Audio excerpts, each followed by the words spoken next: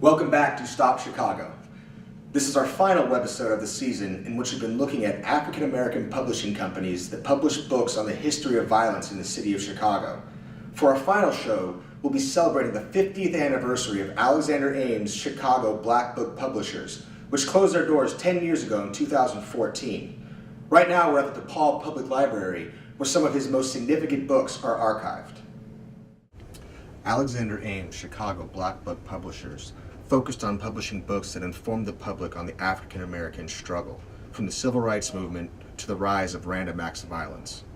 Let's go take a look. The Black Man's Struggle is a look at the psychological effects suffered by African American men during the Second Great Migration from the 1940s through the 1970s. Chicago's Civil Rights, the Untold Story, discusses the often underappreciated contributions that African American activists made during the Chicago Freedom Movement from 1965 through 1967. Lone Child is a fictional story about a young African American boy who, despite the physical abuse he suffers in his home growing up, is able to find liberation from his reality through reading the book Tar Baby.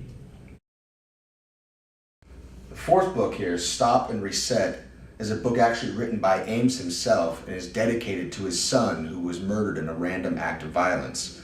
Ames was very, very proud of this book, and he hoped that it would help to shed light on the violence in Southside Chicago.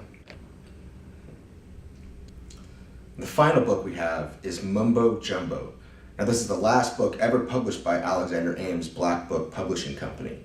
Now, shortly before he disappeared in 2014, Ames handed over control of his company to Jay Collins.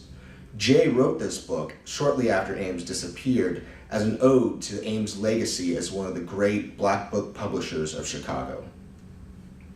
Alexander Ames was a man who believed passionately that the history of the African American community should be readily available to all readers.